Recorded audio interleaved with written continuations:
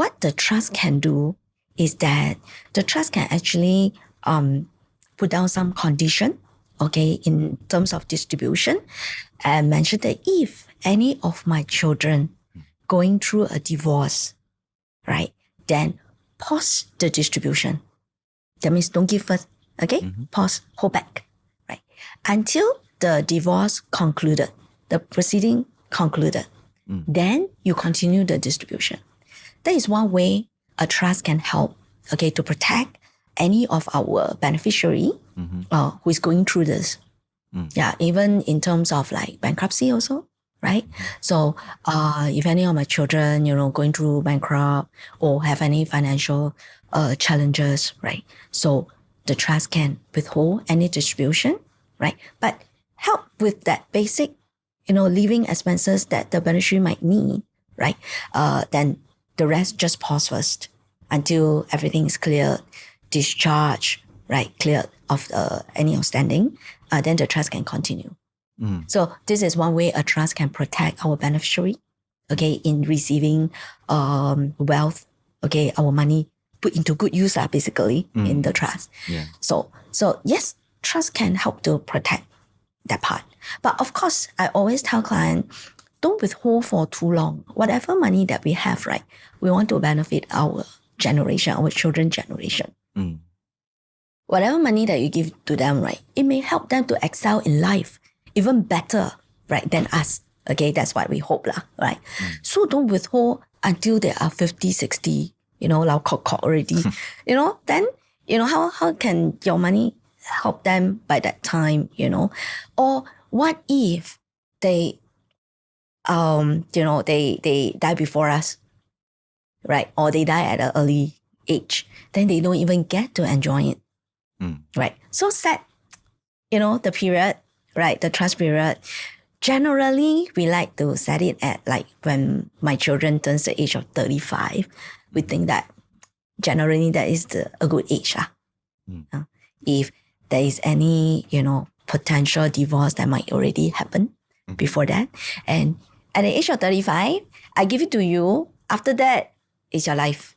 I cannot watch over, for too long, withhold for too long.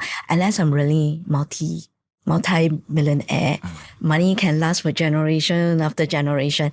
Yeah, maybe it's different. You can provide them, for life, right? And leave it to the next generation. Otherwise, generally, most Singapore family, we set the age at 35. I think that is quite safe. I think importantly, a lot of them, when I speak to them on the importance of, sometimes we delay some monies, right? Yeah. I think for a lot of them is that the amount of money that they leave behind is meant as a blessings, right? It's not meant to spoil their life or allow the beneficiaries to lose the value of money. Yes. Right. So things like, suddenly we inherited too much money. Certain values may change. Yes. The way we think about monies or think about life. Definitely will have some changes. Yes. For sure. Suddenly, if I were to inherit $5 million, I guess there will be some changes to my life, right? Of course. Ideas of any ideas may just float out of my mind, right? It can be a good thing, can be a bad thing. Nobody knows, right? So and the ability to manage the kind of money is also very subjective. Yes. Right. But I think there's a myth about setting up trust and all these out there in the markets that we need to be very affluent, to do estate planning. I want to set up a trust. Because I'm going to leave behind $20-30 million, that kind of amount. Right? But I also do see that more and more people actually have intentions like this, but they always don't want to take the step and ask because they felt that it is for the ultra high net worth or for the high net worth, then it is suitable for them. Yes. But I think a lot of misconceptions when it comes to trust itself is that the kind of protection it has, right? It can protect them against, like what we mentioned earlier, the scams, for the elderly, the vulnerables, or for young children, the minors, right? When they grow older, or maybe to a certain extent, on matrimonial asset divisions and things like that, right? So it's really like a protection for them. Right? I think there was once an incident that I actually was called to a family meeting. So they have a few siblings and all. Right. So the auntie wanted to write a will Okay. to one of her son. Right. And it wasn't a lot of money. So I guess a couple $100,000.